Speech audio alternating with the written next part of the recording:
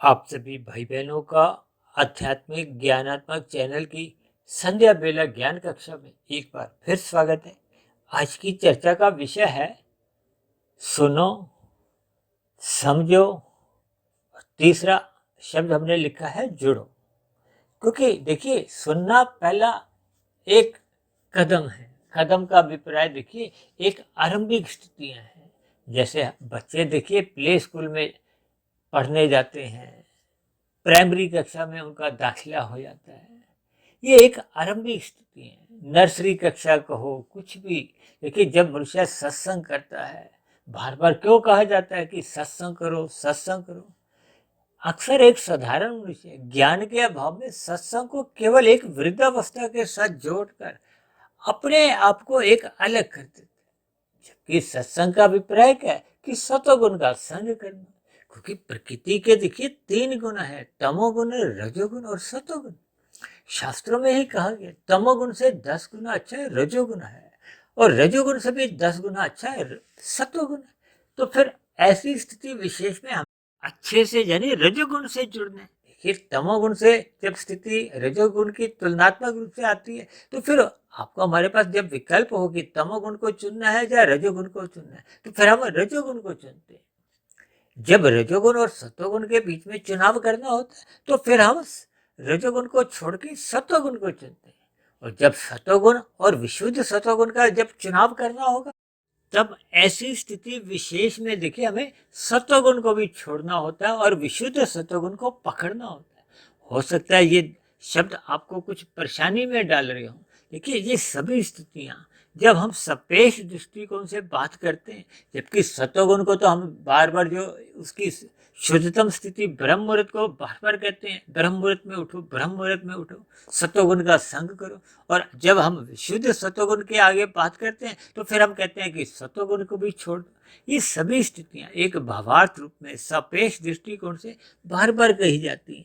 देखिए, अक्सर हम अपने बच्चों के प्रति हम शिकायत करते हैं ना कि बच्चे हमारे सुनते नहीं है, कहना नहीं मानते। ठीक इसी तरह परमात्मा भी मन ही मन वो शिकायत करते हैं कि ये मनुष्य मेरा कहना क्यों नहीं मानता। गीता में भगवान श्री कृष्ण ने बार बार कहा है कि निष्काम भाव से कर्म करो, निष्काम भाव से कर्म करो। यानी कि ऐसी स्थिति विशेष में तो हमें पुण्य कर्म जो हम सकाम भाव से भी करते हैं, सत्वगुण में रहते हुए, उनसे भी मना किया गया है। देखिए, पाप कर्म छुड़वाने के लिए रजोगुण में रहते हुए साधारण पुण्य कर्म करने अच्छे माने गए हैं। इसीलिए तो देखिए, तमोगुण से रजोगुण को अच्छा कहा जाता है। लेकिन साधारण पुण्य कर्मों से भी विशेष प्रकार के पुण्य कर्म, जो कि पहले हम परोपकार के कार्य करते हैं, पहले हम दूसरों को सुखी करते हैं, फिर स्वयं भी सुखी होना चाहते हैं, यानी कि फल पाने की इच्छा होती है, तो वो सात्विक पुण्य कर्म होते हैं। यानी कि जब जब फल पाने की इच्छा बनी रहती है, भले ही वो परोपकार के कार्य हो, दान पुण्य के कार्य हो, किसी भी प्रकार का, चाहे धर्म के प्रचार के लिए धन लगाना हो, समय लगाना हो, लेकिन जब जब वो आपके हमारे मन के भीतर एक सकामता बनी होती है कि मुझे भी इसके बदले में कुछ मिले, तो फिर वो एक सकाम कर्म माने जाते हैं। पुण्य कर्म विशेष प्रकार के माने जाते हैं, जिनके तो देखिए शास्त्रों में भी बार बार कहा गया ये विशेष प्रकार के पुण्य कर्म। जबकि तमोगुण से तुलना में रजोगुण के एक साधारण पुण्य कर्म भी अच्छे माने गए, और तमोगुण के कर्म को निषेध कर्मों से भी जोड़ा जाता है। रजोगुण और सतोगुणी पुण्य कर्मों को एक पुण्य कर्मों का कर्माशय बनता है। जब हम बार बार कहते हैं कि संचित कर्मों में जब पाप और पुण्य कर्मों की तुल्यता होती है, तभी मनुष्य योनि मिलती है। तब उसी स्थिति विशेष में देखिए, राशि और सात्विक पुण्य कर्मों का एक पुण्य कर्म माना जाता है। हालांकि इसमें भी सूक्ष्म दृष्टिकोण से कई स्थितियां बनती हैं, लेकिन एक आरंभिक स्तर पर हम समझ सकते हैं कि हमें पाप कर्मों से तो बचना ही होगा। अक्सर हम सभी भाई बहनों के जीवन में कभी कभी कुछ ऐसी स्थितियां आती हैं कि हम वर्तमान समय में दुखी हो जाते हैं, और तब हमें अपने माता पिता की कही गई बातें याद आती कि उन्होंने इस काम को करने का मना किया था। ठीक इसी तरह आप और हम ये जो वर्तमान जीवन में कुछ कर्म ऐसे कर जाते हैं, गुरु हमें मना करता है, शास्त्र हमें मना करते हैं, परमात्मा हमें अंदर बैठे हुए मना करते हैं कि इन कर्मों को मत करो, भविष्य में इनको दुख रूपी परिणाम भुगतने होंगे, प्रतिकूल परिस्थितियों से गुजरना होगा। लेकिन उस समय विशेष में हम उन बातों की उपेक्षा कर जाते हैं। इसलिए तो बार बार शास्त्रों में ही कहा गया है कि तमोगुण की निंदा करो, रजोगुण की उपेक्षा करो और सतोगुण की प्रशंसा करो। इनके भावार्थ अलग ही है।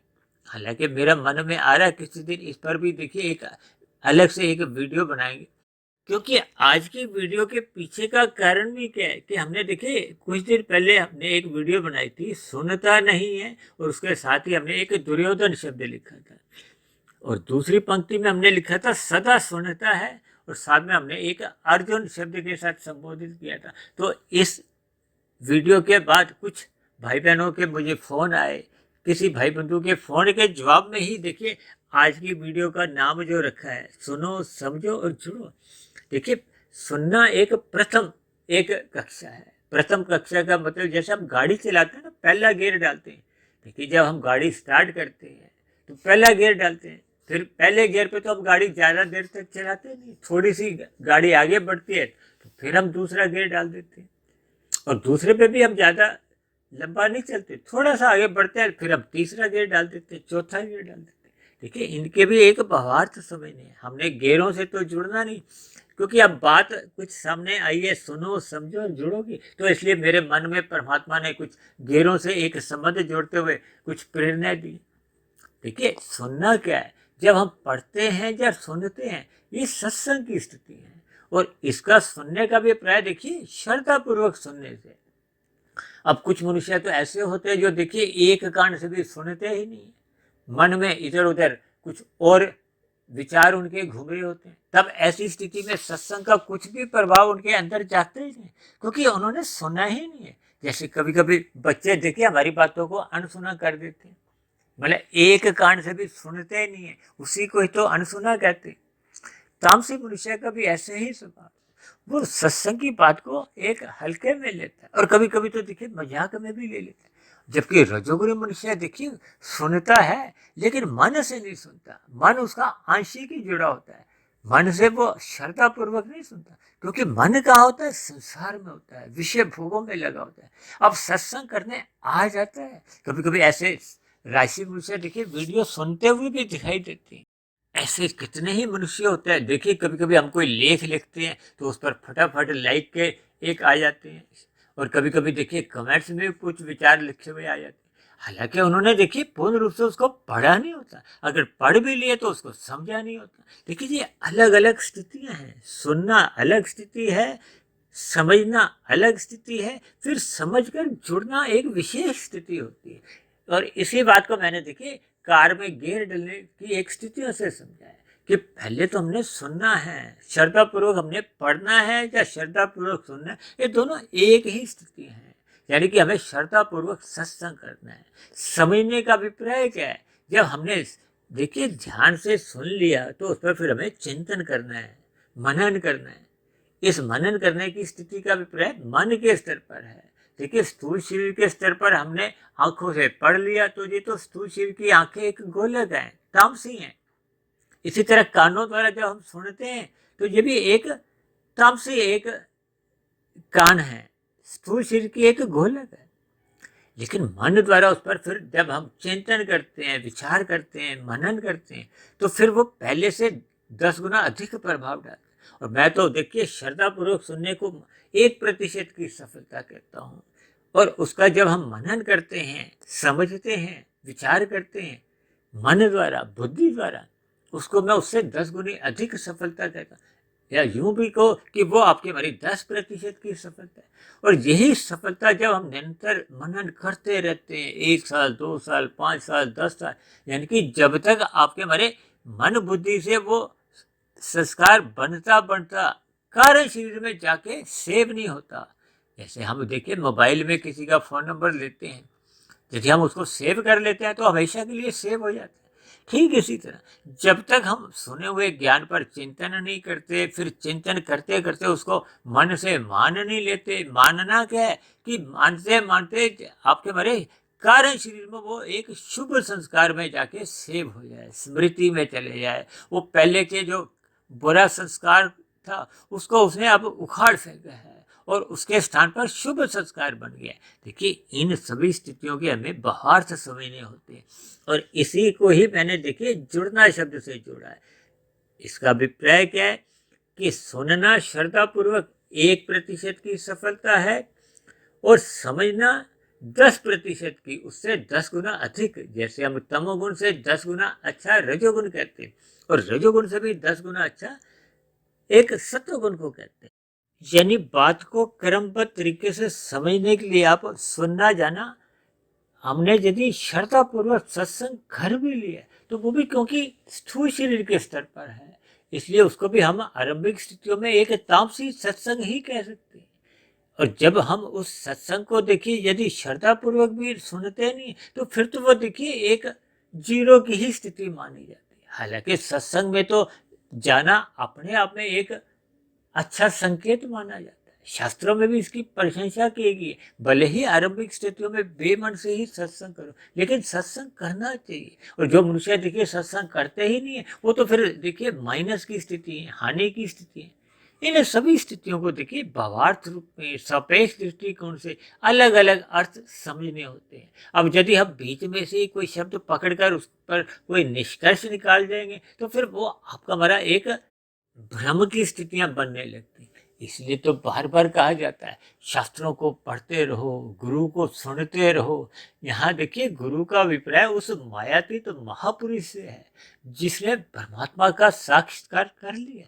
हम तो देखिए प्रतिदिन जो वीडियो भी बनाते हैं, भले ही परमात्मा के आशीर्वाद से, परमात्मा की प्रेरणा से हमने ये लगभग देखिए 1400 वीडियो कंप्लीट कर ली है। 1400 वीडियो देखिए परमात्मा की प्रेरणा से अपने आप में कोई बहुत बड़ी उपलब्धि नहीं है, क्योंकि परमात्मा का ज्ञान विज्ञान तो अनंत है, अनंत का भी अनंत है। स्वयं ब्रह्मा जी ने ही नेति नेति कहते हुए परमात्मा के ज्ञान पर एक प्रश्न चिन्ह लगा दिया, क्योंकि इतना अनंत है जिसको हम देखिए 1400 क्या 14,000 14 लाख 14 करोड़ भी वीडियो बना डाले, तब भी परमात्मा के देखिए दिव्य गुणों की, प्रकृति के 3 गुणों की, या आपके हमारी आत्मा के जो एक दिव्य गुण है, इन सभी स्थितियों पर हम देखिए जितनी भी बात कर ले, जितना भी चर्चा कर ले, वो एक कम ही मानी जाती है, क्योंकि ये विषय ही एक नित्य तत्व है। नित्य तत्वों का अभिप्राय क्या है, जिसका कोई देखिए कारण नहीं है।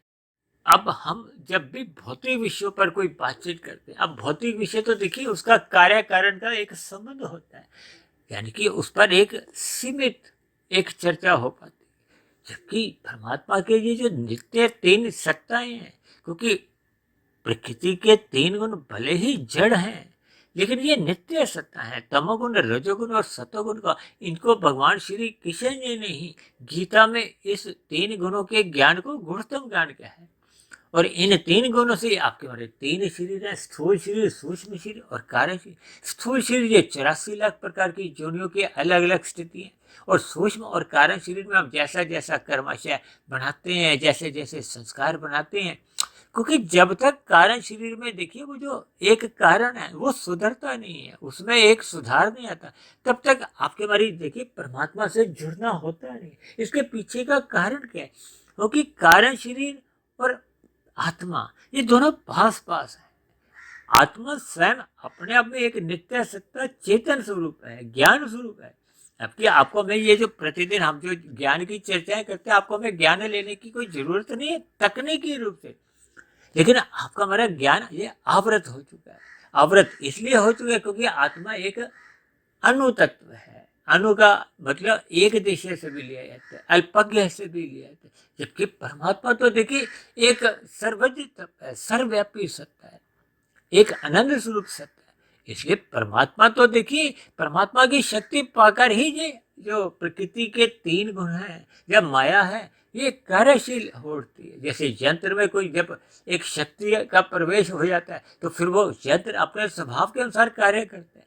ठीक इसी तरह ये प्रकृति के भी ये देखिए 3 गुण हैं, तमोगुण में भी शक्ति परमात्मा की ही होती है, रजोगुण में भी परमात्मा की ही शक्ति काम करती है और सतोगुण में भी परमात्मा की ही शक्ति काम करती है। हमने सतोगुण का संग करना है, ब्रह्म मुहूर्त में उठना है। ये सतोगुण में भी ब्रह्म मुहूर्त ये और शुद्धतम स्थिति है, जो कि सूर्य निकलने से पूर्व के जो 2 घंटे 40 मिनट की स्थिति होती है, जिसको हम बार बार कहते रहते हैं ब्रह्म मुहूर्त में उठो, ब्रह्म मुहूर्त में उठो। हम तो देखिए ये जो ब्रह्म मुहूर्त उपदेश ज्ञान कक्षा की वीडियो हो या संध्या बेला ज्ञान कक्षा की वीडियो, इन सभी वीडियो को, दोनों वीडियो को बढ़ाते तो केवल ब्रह्म मुहूर्त में ही है, क्योंकि ब्रह्म मुहूर्त प्रकृति का एक शुद्धतम समय होता है, जब ये समय विशेष गुजरे हुए तमोगुण से भी प्रभावित नहीं होता और आने वाले रजोगुण से भी प्रभावित नहीं होता। भले ही इससे पूर्व की और आने वाली स्थिति ये सतोगुण की ही होती, लेकिन ये ब्रह्म मुहूर्त जो सूर्य निकलने से पूर्व का है, ये और शुद्ध माना जाता है।